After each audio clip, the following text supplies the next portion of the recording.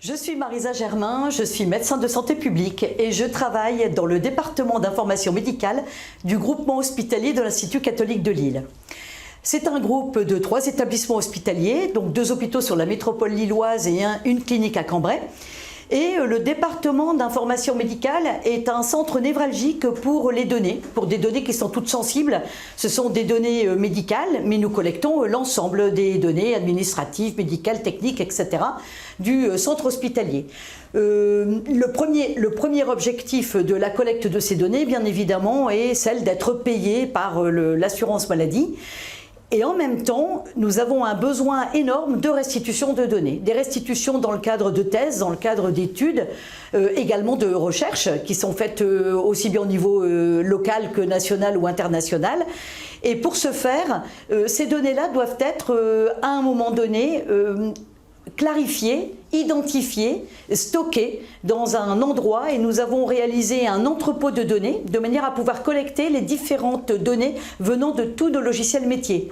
Beaucoup de spécialités médicales, beaucoup de spécialités techniques qui souhaitent avoir leur propre logiciel, en plus du logiciel administratif, du logiciel de biologie, de radiologie, de cardiologie, de réanimation.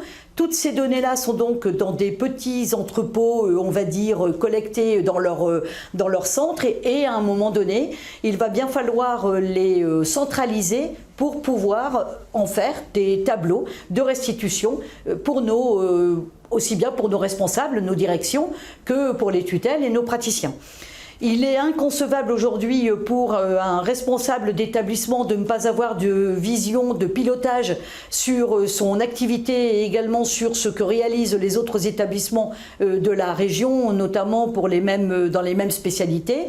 Il est également impensable pour un praticien de nous saisir à longueur de journée des données de manière assez importante et sous des formats très différents et de ne pas en avoir du tout la possibilité de visualisation, de reporting et donc d'analyse derrière. Ils ont besoin d'analyser comment fonctionne leur service, est-ce qu'ils ont les moyens adaptés à ces services-là, est-ce que ce qu'ils font c'est vraiment ce qu'ils pensaient faire, est-ce que les actes qu'ils réalisent, est-ce que les diagnostics ont été bien posés et est-ce que leurs compétences sont enfin bien reconnues. Nous avons donc à un moment donné, nous nous sommes donc posé cette question de, nous avons réalisé un entrepôt de données, nous avons maintenant des données qui sont plus ou moins disponibles, comment les mettre à disposition des différentes personnes sous un mode qui soit flexible, qui soit sympathique, qui soit en fait très différent des modèles que l'on pose dans les différents hôpitaux, qui est souvent le modèle Excel, où on envoie des tableaux de bord en fait sous un mode PDF, ou bien on présente un diaporama et en fait on ne peut pas avoir les années antérieures, ou bien au contraire le mois antérieur, on ne peut pas faire du découpage comme nous on le souhaiterait. Nous avons donc demandé à Synergie, que nous connaissions par ailleurs parce que nous avions déjà fait des formations chez eux, de nous proposer quelques solutions qui pourraient être intéressantes et surtout on a voulu les tester avec nos propres données parce que le tout c'est pas de voir des maquettes ou d'avoir simplement une visualisation statique de ce que l'on pourrait faire, mais on souhaitait pouvoir manipuler nous-mêmes. Nous avons donc réalisé un data lab avec 3 formules différentes et au final Tableau s'est un peu imposé à nous pour différentes raisons.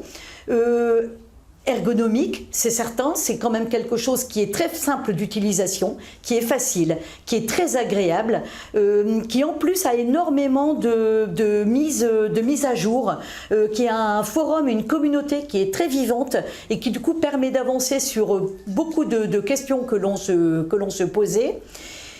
La dernière chose qui nous a fortement influencé également, c'est que nous voulions absolument que les données restent chez nous.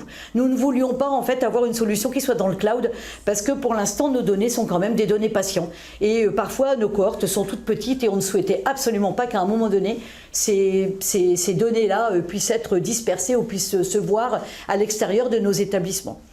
Nous avons donc réalisé ce Data Lab et puis donc Tableau, c'est vraiment à montrer les qualités qu'il pouvait y avoir. On a commencé à travailler déjà directement au moment de ce Data Lab et ensuite on a commencé par réaliser nos propres tableaux pour enfin les mettre à disposition de nos praticiens et de nos directions.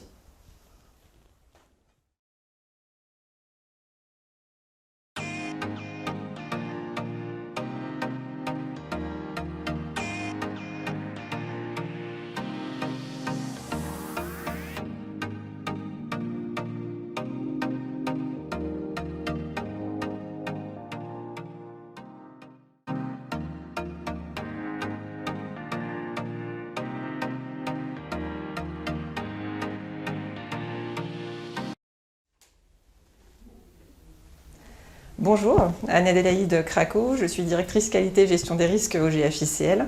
Je suis pharmacien hygiéniste de formation, donc à ce titre, j'assure aussi la responsabilité de l'équipe opérationnelle d'hygiène de la structure. Pour nous, tout ce qui est développement, suivi d'indicateurs, de volume d'activité, c'est extrêmement important. On en a vraiment besoin pour le management de la démarche qualité, gestion des risques et la gestion du risque infectieux en fait, au niveau institutionnel. Après, pour ce qui a été pour nous les apports de Tableau dans notre quotidien, alors déjà on a commencé à travailler avec le département d'information médicale sur la localisation d'indicateurs nationaux qui étaient attendus dans tout ce qui était lutte contre les infections associées aux soins. Et ça c'était courant 2019. Et on en attendait vraiment beaucoup pour permettre aux professionnels d'avoir un accès, une visibilité en continu en fait, de leurs infections nosocomiales. Et puis on a été pris de court par la certification et puis par la gestion de crise Covid. Et il y a eu un autre outil qui finalement a été mis à notre disposition et auquel on ne s'attendait pas, qui était en fait le tableau de suivi de l'activité Covid au niveau du GFICL. Et puis aussi le report d'indicateurs épidémiologiques à la fois régionaux, nationaux et internationaux. Et donc finalement notre premier contact réel, notre utilisation quotidienne de Tableau, ça s'est fait dans ce cadre-là et ça a été complètement indispensable. C'est-à-dire que là où nous avant on devait au quotidien regarder ce qui se passait sur des sources de données différentes, on l'avait en un seul endroit, tous les jours, très facilement, en quelques clics. Et donc ça nous a vraiment aidé et ça nous permettait en plus d'éclairer le propos dès qu'on avait des contacts avec des interlocuteurs dans les services de soins. Donc ça c'est vraiment pour la partie risque infectieux.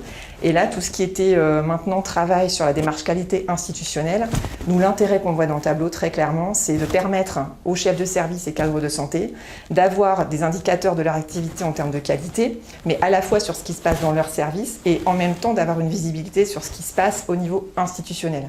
Parce que comme on a 3 sites différents, c'est pouvoir se positionner à la fois chacun dans son service, mais en restant en cohérence avec une démarche globale. Donc ça pour nous c'est vraiment une attente très forte. Et si aujourd'hui je devais dire quels sont pour moi les avantages de la solution, déjà comme je le disais juste avant, le fait de pouvoir synthétiser très rapidement à partir de sources de données différentes qui ont été fiabilisées dans l'intervalle, des chiffres précis. Et donc du coup pour les échanges avec les équipes c'est très rapide. Et vraiment l'outil Tableau en lui-même, il est clair, visuellement il est facile à utiliser, ergonomique. Et donc même quand on veut faire des copier-coller ou des présentations aux collègues, on a quelque chose vraiment de sympa et de facile à comprendre. Voilà.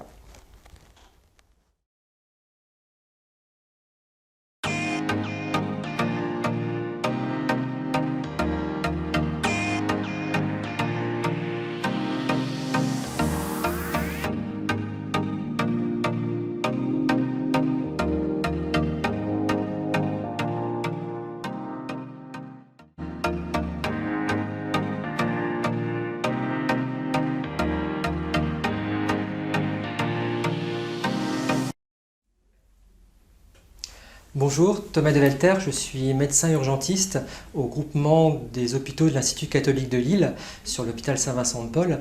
Et depuis quelques années maintenant, je suis référent dans le groupe de travail qui s'occupe de l'informatisation du dossier patient. Avant l'informatisation du dossier patient, le pilotage qu'on pouvait avoir, les données étaient issues du PMSI ou de la gestion patient. Donc on avait plutôt un pilotage qui était économique et pas vraiment médical. Avec l'informatisation du dossier patient, on a un peu promis aux médecins d'avoir accès à ces données médicaux qu'ils rentraient dans le dossier.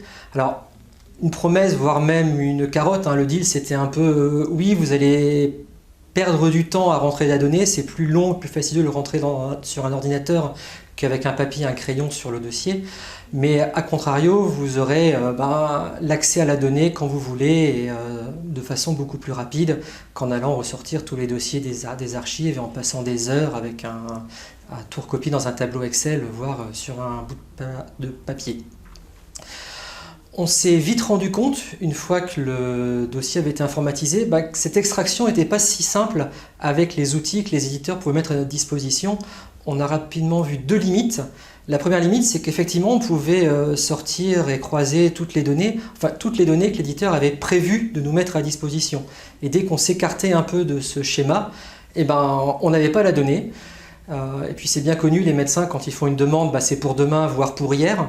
Et quand on demande à l'éditeur de rajouter la donnée dans le logiciel, ça prenait une semaine, 2 semaines, voire des fois 1 mois ou 2. Et quand on pouvait fournir aux médecins ce qu'ils avaient besoin, c'était trop tard, les délais étaient passés. Donc ils étaient forcément pas très contents de ce fait. Et la deuxième limite qu'on a pu voir, c'est qu'on avait accès avec les outils mis à disposition par les éditeurs, de quelque chose de très en silo par logiciel. On avait le logiciel d'anesthésie, on faisait les requêtes, le DPI global, on faisait les requêtes, le logiciel de bloc, on faisait les requêtes. Mais dès qu'on voulait croiser les données entre plusieurs logiciels, on était bloqué de la même façon. Alors on fournissait au mieux des tableaux Excel qu'il fallait recroiser à la main. C'était pas très satisfaisant. Avec l'arrivée de Tableau, ces 2 limites ont pu être franchies. On a pu s'affranchir de ces deux limites. Alors, il y a des fois des données qu'on n'a pas à disposition, mais quand on l'a pas à disposition directement, comme c'est quelque chose qu'on peut faire en interne, le lendemain, avec un peu de travail, c'est fait et on peut fournir les résultats que les médecins demandent. Et donc on a pu comme ça avoir des tableaux médicaux de pilotage qui reprenaient par exemple pour les urgences, quelque chose qui m'intéresse plus, les délais de prise en charge, le suivi de la douleur ou de telle ou telle prescription de médicaments. Voilà, donc on étoffe comme ça petit à petit tous les tableaux et les pilotages qu'on peut faire.